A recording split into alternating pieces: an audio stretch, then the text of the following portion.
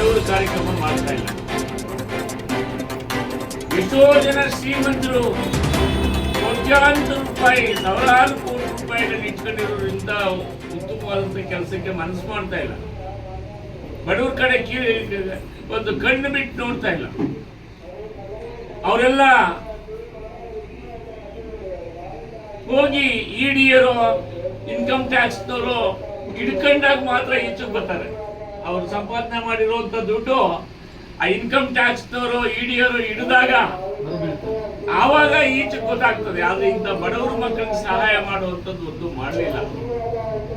ನಾನು ಯಾರನ್ನೂ ಉದ್ದೇಶ ಹೇಳ್ತಾ ಇಲ್ಲ, ಒಟ್ಟಾರೆ ಆ ಜನಗಳನ್ನ ಕುರಿತು ಮಾತಾಡುವಂಥದ್ದು ಅಂತ ನಾನು ನೋಡ್ತಾ ಇದ್ದೀನಿ. ಕರ್ನಾಟಕ ರಾಜ್ಯ ಶ್ರಮಜೀವಿ ಬೀದಿ ವ್ಯಾಪಾರಿಗಳ ಸಂಘದ ವತಿಯಿಂದ ಅನೇಕ ಕಾರ್ಯಕ್ರಮಗಳನ್ನ ಬಡವರಿಗೋಸ್ಕರ ಮಾಡ್ತಾ ಇರ್ತಾರೆ.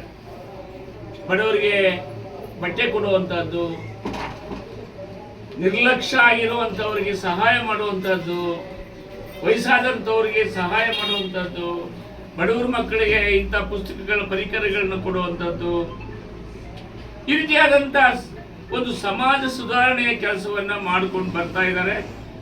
ಅದಕ್ಕಾಗಿ ನಾನು ಗೋಪಣ್ಣ ಅವರಿಗೆ ನಿಜವಾಗ್ಲೂ ನಾನು ಹೇಳಿದೆ, ಏನು ಇಂಥ ಕೆಲಸ ಮಾಡ್ತಾ ಇದ್ದೀನಿ ಅಂತ ಅಂದ್ರು. ಅಲ್ಲಿಂದನೇ ನಾನು ಅಡ್ಡ ಬೀಳ್ತಾ ಇದ್ದೀನಿ, ನಿಮ್ಗೆ ಇಂಥ ಒಳ್ಳೆ ಕೆಲಸ ಮಾಡ್ತಾ ಇದ್ದೀನಿ,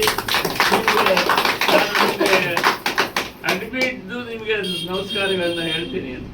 ಯಾಕೆಂದ್ರೆ ಇಂಥ ಬಹಳ ಅಪರೂಪ ಅಂತ ಪುಣ್ಯದ ಕೆಲಸ ಮಾಡ್ತಾ. ನಾನು ರಾಮನಗರಕ್ಕೆ ಇಷ್ಟೊತ್ತು ಕಾಲ ಹೆಚ್ಚು ಕಡಿಮೆ ಕುಣಿಗಲ್ ತಲುಪ್ತಿದ್ದೆ. 11 ನಾನು 11 ಗಂಟೆಗೆ ಹೊರಟೋನು ಅರ್ಧ ಗಂಟೆ ಕಾಯ್ದೆ ಈ ಕಾರ್ಯಕ್ರಮ ಮಾಡ್ಬಿಟ್ಟು ಬೇಡ ಅಂತ. ರಾಮನಗರದಲ್ಲಿ ಒಂದು ಕಾರ್ಯಕ್ರಮ ಇದೆ ನನಗೆ, ಅಲ್ಲಿ ಹೋಗ್ತಾ ಇದ್ದೀನಿ. ದಯಮಾಡಿ ನೀವೆಲ್ಲರೂ ಒಳ್ಳೆ ಮಕ್ಕಳನ್ನ ತಂದೆ ತಾಯಿಗಳು ಹತ್ರ ಇಟ್ಕೋಬೇಕು. ಅವ್ರನ್ನೆಲ್ಲ ಮೊಬೈಲ್ ಕೊಟ್ಬಿಟ್ಟು ದೂರ ಇಡಬಾರ್ದು. ತೀರಾ ಹೆಣ್ಮಕ್ಳಂತೂ ಬಹಳ ಹತ್ರ ಇಟ್ಕೊಂಡು ಅವ್ರ ದಿನ ಮಗಳೇ ಏನು ಓದ್ತಾ ಇದ್ದೆ, ಶಾಲೆಯಲ್ಲಿ ಏನು ಹೇಳ್ಕೊಟ್ರು, ನೀನು